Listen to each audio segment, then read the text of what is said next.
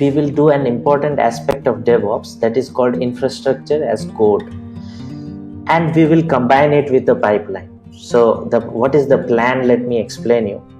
So I'll tell you what infrastructure as code is first. Once you understand what it is, we will use one infrastructure as code tool that is called CloudFormation, and we will use that tool to build a simple pipeline using AWS, not using Jenkins, because we did Jenkins, we basically know how it works.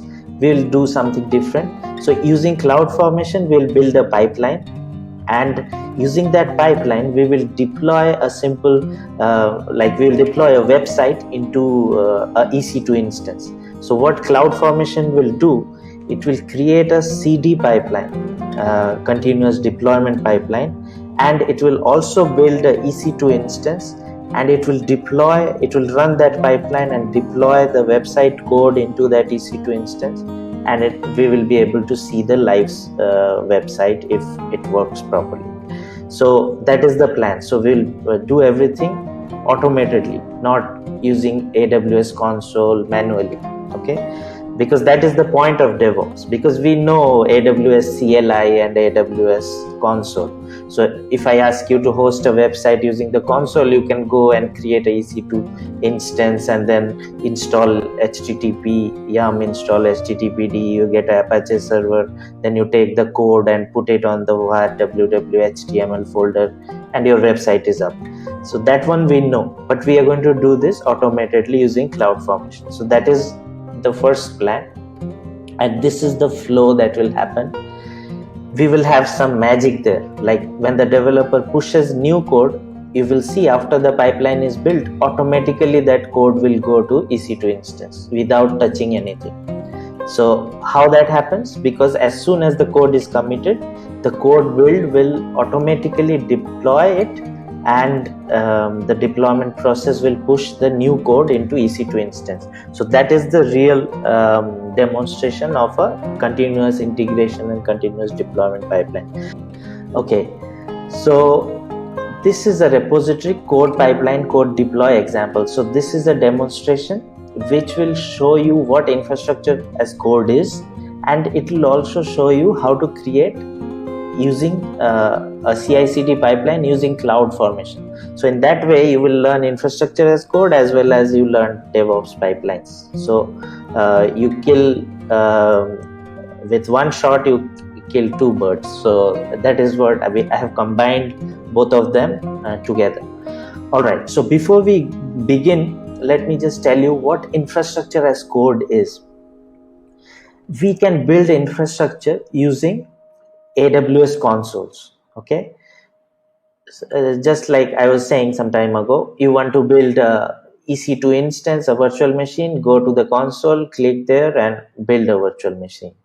Pass all the parameters that you need, like what size you need, what memory, CPU, what operating system. You define all those parameters, and then you deploy it. You get a new instance in a few moments.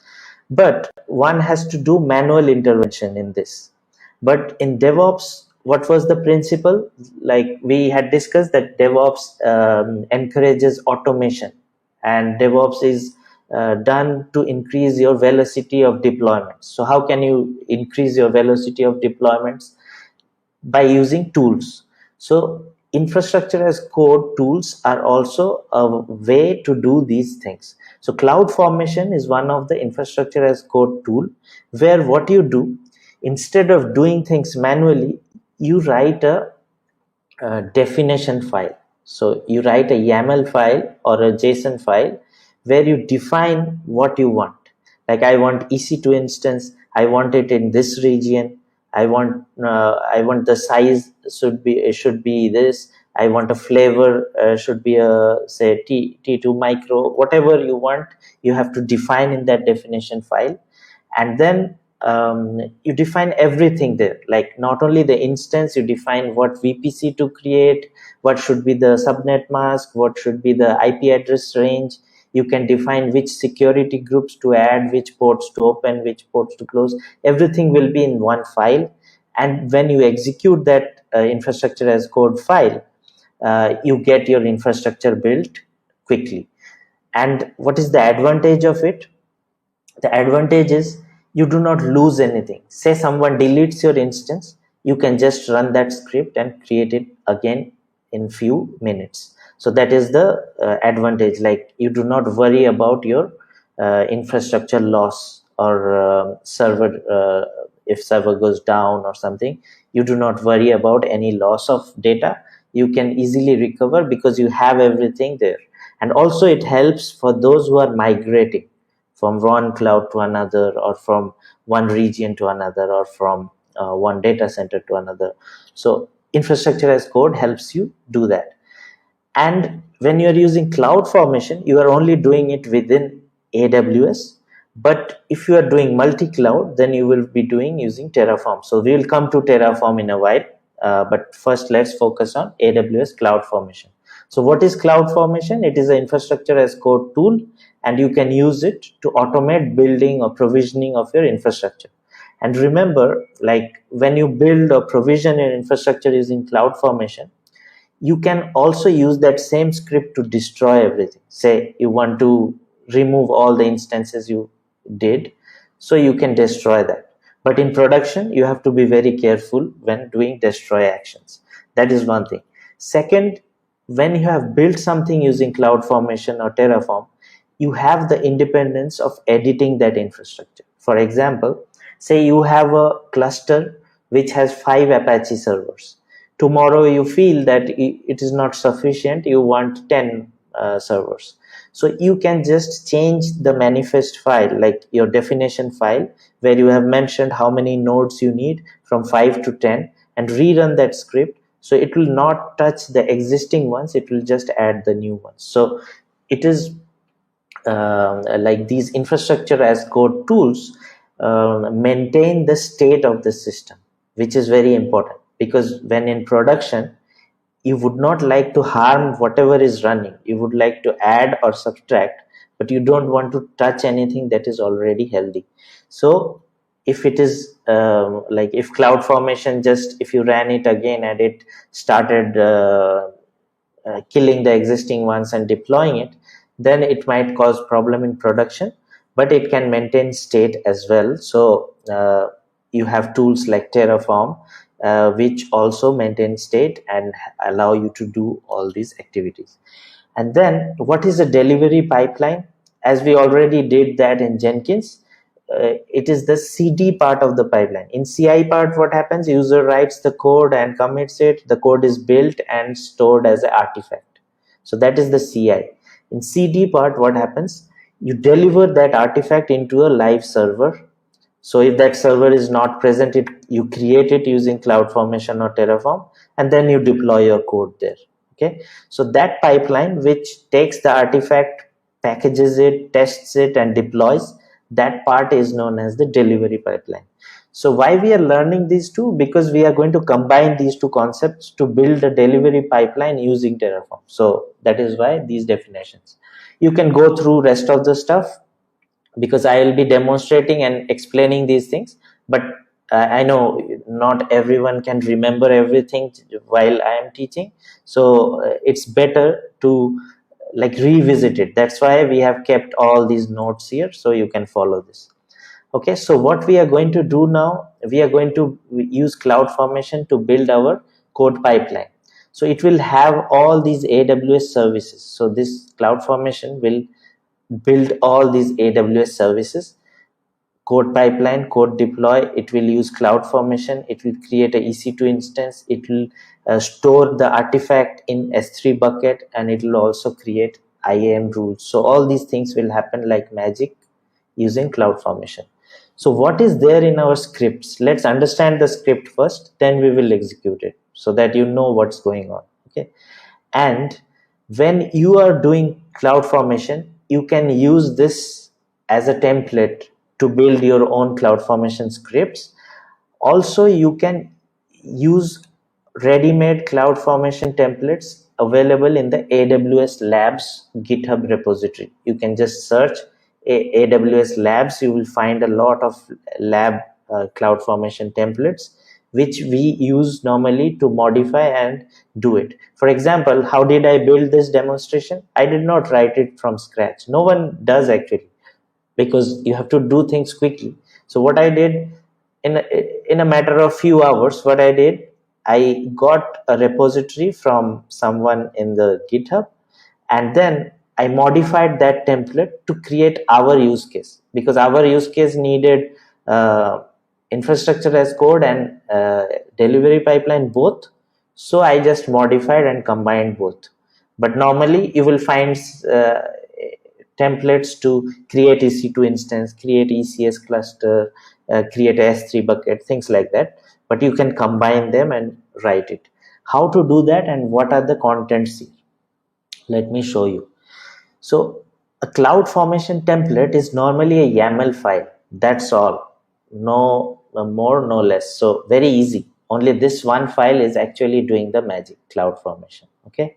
The rest are all the supporting stuff. I'll show you what is inside. So app spec.yaml. What does this do? This is the specification of the application that is going to be installed and what will happen when the installation is done. So here what it is doing, here we are mentioning that what is the operating system and what is the path where that website will be deployed and what are the scripts that will be run when the website is deployed. So before install, you have to run this script to install Apache and all those supporting stuff. Application start is starting the process of Apache, and validate service will check whether the port is up or not after this is done. So that is one file which is important here. Next, what is inside this app? This is actually the website. Simple, it's a single page index.html page. So this is I'm just echoing automation for the people. So that's all. So whenever whatever your app be, you can put it inside it. It might not be this simple. In a real world app, it will be a Node.js or a PHP app. So you can just put the contents here. And we are using a Lambda function here, a JavaScript Lambda function, to write a test case. So what I am doing here is this is just a test case in the pipeline. So after deploying, it is checking whether that text is there or not. If it is not there, then it will fail and it will try to redeploy it. Okay, so that is another thing. And in this deploy, you have those scripts that I said, like one script will start the Apache, one script will install the Apache, and last one will validate whether it is up or not by doing a curl, okay, and see whether there is a 200 response. Now this tag.yaml is the most important one here, which is the CloudFormation file. So what is mentioned here? Here we are mentioning that this CloudFormation is to host a static website by creating a EC2 instance and doing all those stuff, installing Apache, starting the process, taking the code and putting it inside that wire www.html folder and so on. So this is the description. Then in this parameters section, we define from where the code will be pulled. So I have kept the code in GitHub. So here I am mentioning that different parameters that is required to pull the code from GitHub. So you will need the owner name, you will need an OAuth token. I'll show you how to get that. And we'll need the name of the GitHub repository where this is kept. So this is the name of the repository. And that's all. So when you have these three stuff, it can pull the code. And then what does the other things defined here in the file? One is the VPC. So this parameter will create a VPC there. Okay, we are using a default VPC to be created and a subnet. And then here there are some mappings like which region you want to launch your instance. So I have mentioned some regions just as an example, but by default I have kept it at US East 1. So it will use this AMI. So according to region, the AMI ID changes. So whatever EC2 mesh, Amazon machine image you want to use, that you have to mention here. And then are the different resources that will be created using this CloudFormation. So we will create a S3 bucket where it stores all the artifacts. Like it will take it from GitHub, zip it up, and put it on S3. And from S3, CodePipeline will pick it up and deploy it on EC2. So that is how it works. So that's why we are creating a S3 bucket also. And we are assigning IAM roles. What is the use of these IAM roles? See, in AWS, it is a very secure environment in the cloud. It's not like everything is open and people can just pull and use it. Okay. So we define certain policies, like code pipeline can take this code from S3 bucket. So someone has to give that right to code pipeline to take it. Otherwise, code pipeline will not be able to access the S3 bucket. So those policies are defined using these IAM roles. So we are giving a allow access for IAM to read from S3. So that is the thing here. Similarly, where the logs will be kept, that rights are given here. And for code pipeline to be able to put the objects in S3 or write the logs. So all those types of rights that are required, IAM policies, so those are defined here in these sections. Okay, so whenever you are deploying anything and want to add IAM policies, you will do a policy name and then you will define what you want to do. Similarly, here whatever policies you want to apply, allow code pipeline to do, that is mentioned. So it can provision EC2 instances, it can provision load balancers, CloudWatch, S3. So we have given all the permissions. For this demo, only S3 and EC2 will be required, but just provided everything because this is a template. You can just use it for your own and modify it. Okay, and similarly we are also using a lambda function here which is running that test case. That is also optional, but I have added it so that you get a complete template with the test case also. Okay, so this is all about the lambda functions and the test cases.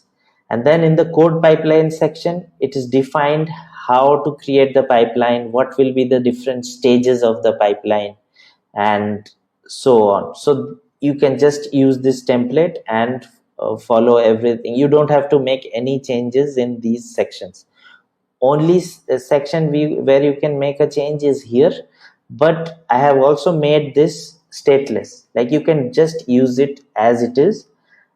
It will ask you for whatever it needs, like for these parameters, because GitHub owner will be different in your case because my GitHub repo is different than yours. So it will ask you that one. You will give your repository name.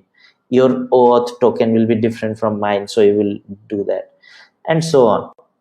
So this is how this CloudFormation template is defined.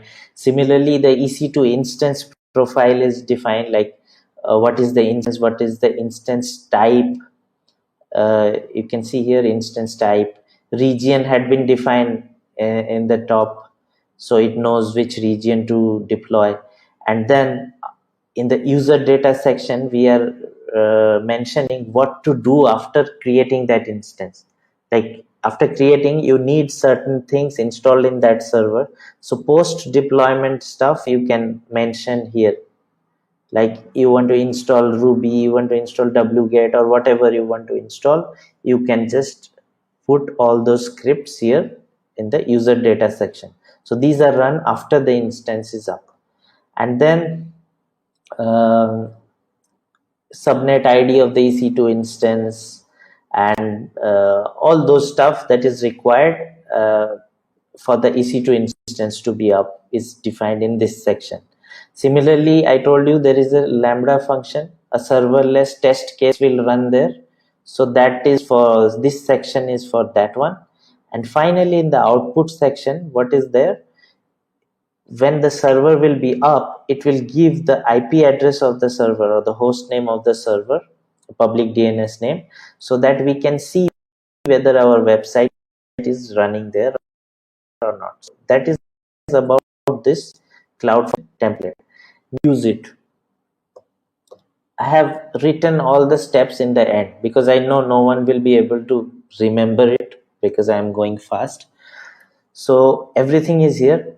If you go towards the end, you will see how to do that. So all those steps are here. So you have to just this repository and bring it to your laptop. How do you clone? Just write a git clone and space this path. Then you can clone it, or you can just download the zip file and open it. So you will get all the code in your laptop. Once your code is there in your laptop, go to the terminal and enter that folder. So this is that code pipeline code deploy example. See this one. So I have downloaded it and I am inside that folder. So if I do a ls, I will see the same files which is here, lambda, deploy, app, these things. So I am on the same location. So I have all this stuff. Now how to run it? To make it simple, I have written a setup.sh shell script. So if by running that shell script, we can run this CloudFormation. What is inside? You can just have a look. Here inside, it will ask you some questions like what is your stack name that you want to build? You can give any name. What is your repo name? What is the owner name? Whose repo is this? And the OAuth token, so that it can pull the code from the GitHub, because no one can pull your code from the GitHub if it is private. But mine is public, but still to show you how it is done in a production, you cannot keep it public there. So you have to use the OAuth token. So it will ask these 4 questions and then it will run the CloudFormation script and put all those variables that are inside that script and create. And it will take a few minutes, and once it is created, give you the link of the server that was created, so you can go and see that. But we have answers to the questions or not? Let's check. Stack name, we can name anything. GitHub repo, we have it. We have the repo at owner. We have, like, I know the name of my GitHub username. OAuth token, I do not have. So where to create the OAuth token? That also I have mentioned here in case you forget. OAuth token with access to repo. So just click on that, open it. It will take you to GitHub. You have to log in if you are not logged in. And it will take like github.com settings token. But you have to log in your GitHub. Then here you can generate a token. And be careful, like these tokens should not be shared with anyone. Okay? Otherwise they can be able to take everything from your repo. I am doing this for a demonstration, so you will know my token, but I will delete or destroy this token after the session. So it's fine. But when you are doing it on a production or anywhere, make it a point not to reveal this to anyone. That's why it was not, I could have easily coded this token inside that CloudFormation script, but that's not a good practice. That's why I did not keep it here. I could have written it inside instead of putting it as a variable. But anyone who checks this repository can be able to steal all the code. So be careful about that. For now, I'm generating a personal access token. Here you can name it CloudFormation token. Okay. And what access we will give? CloudFormation just wants to read the repo. So we don't want to give him all these write or admin or all these access. So only give repo related access so it can deploy, read and all that. And then generate token. So there you will see a number like this string. So copy that one. That is the answer to the question it will ask. Now let's go back and run that script. So I'm clearing this again. Let me show you. So we have done this setup.sh to run CloudFormation stuff. Setup.sh ask us a few questions. Enter the stack name. Okay, let's name it AWS user group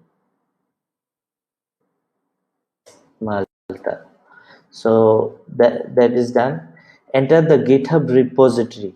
So here you have to name the repository, not the full path, just the name. So let's go back. Our repository name, only this one, not the full path, because it knows it is a GitHub. Those things defined. So GitHub repository is this.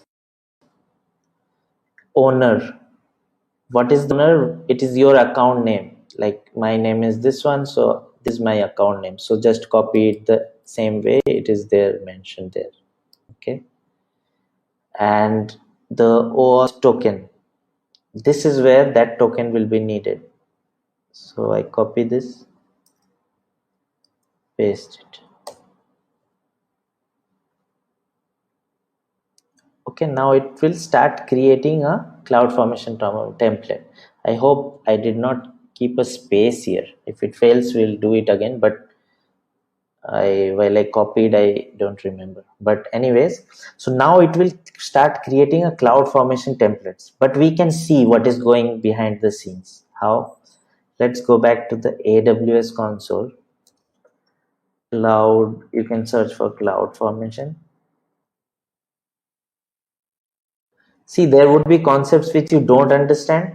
You can ask questions even later on also, because just forward it or put it on that YouTube channel. I'll go and reply it there on our YouTube channel. Or you can just mail me also, or send the questions to Ganesh. He can. We are always in touch, so no issues there. Because you have to, sometimes you might have questions after watching the video later on, so no worries.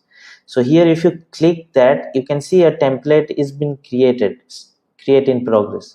But what exactly is going on, you can click events and see that different steps are going on parallelly. Some of them are over, some of them are in progress. So it is doing all those steps that was defined. It created the stack, and it is creating an artifact store, IAM roles. It is creating a Lambda function, all those things which we mentioned. It is creating that code pipeline that will pull the code and deploy it on the EC2 instance. So all these steps are happening. So you can just keep refreshing and see it is happening or not. And once it is over, you will see an output here. And if it fails, you will see an output here with the failure message. And you will also be able to see the failure message here as well. So using that, we can debug even, because not everything might work at once. If it fails, it's good. You will see the reason here, and accordingly you will fix it. It will say that unable to uh, read from the repository or stuff like that. Or if it is a policy issue, or sometimes some spelling mistakes might be there. So there can be issues. So because we are engineers, we have to fix them based on the status and reason. So no worries about that. So let's just wait and see it works or not.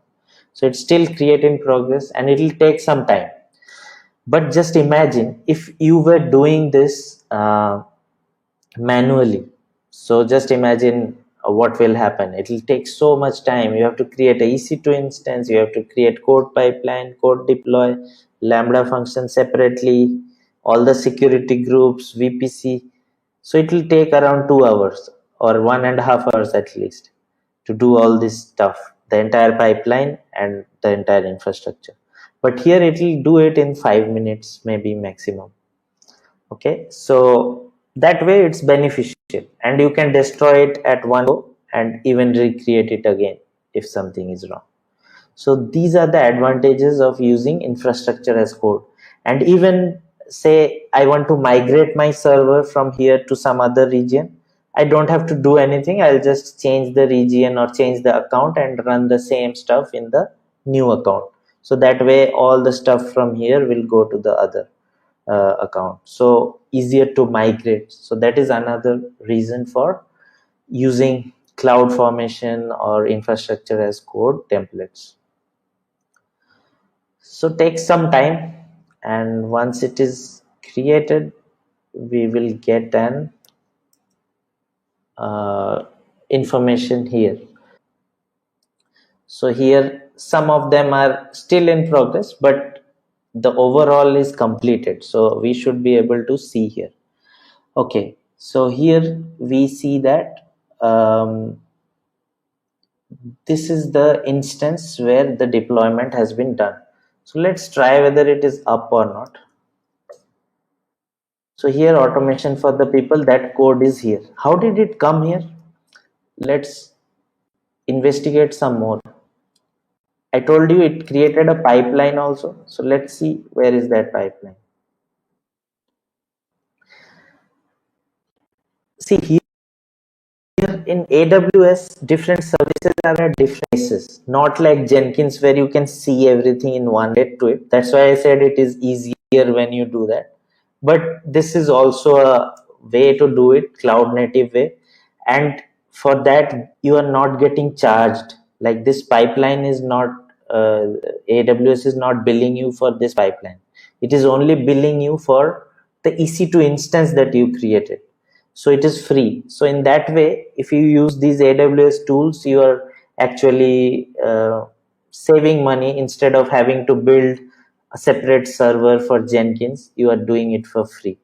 But for that, you have to reach to a level of DevOps maturity to be able to use it. So that's why I said, like, start with Jenkins and then go into these. Okay, here in the pipeline, you can see different stages were created. First stage is the source, where from GitHub it is bringing the code. Okay. Second stage is deploy, where it is deploying it to that EC2 instance that it created. Third stage is test. So it is running some test cases that is in progress. So test cases still running. If it passes, then it will show a green tick here.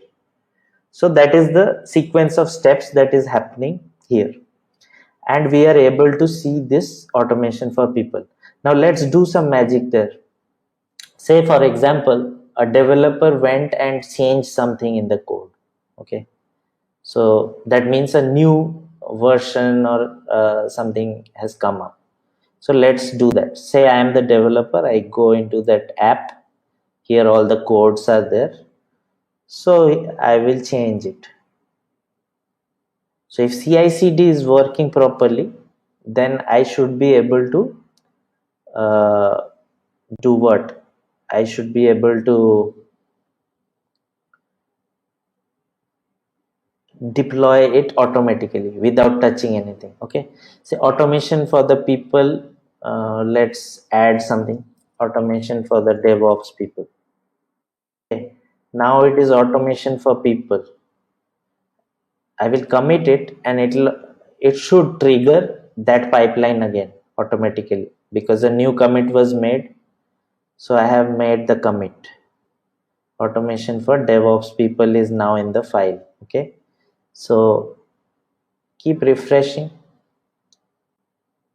If that pipeline will trigger after some time, it will redeploy it. Okay, and if it doesn't redeploy, then you can also trigger it. Okay, here it is still in progress with that stage. So here you can see the source step. It has detected a change, so it is again triggered. So now it has succeeded. Now it is deploying. Once this succeeds, our DevOps will come. It will become visible. So that is how this continuous integration will keep happening. So let's wait till this one passes and we will be able to see the change. See, you got the DevOps people. So that way it's continuous integration and deployment. So it's happening. If I remove it again from here, or say I add 2 exclamation marks or something, then after some time we will be able to see that change here once that pipeline is executed. Okay. It will take just 2-3 minutes and new code will be deployed. So just imagine in production, as soon as the developer makes the change and deployment is done. So that is like magic, like very quickly, instead of doing anything. But in production, normally this practice is not followed. This is up till test or staging environment. But for production, it is done manually. Like you don't do the auto trigger part, you do manually, because you don't want to deploy anything which is not tested properly. Okay, so that's the use case.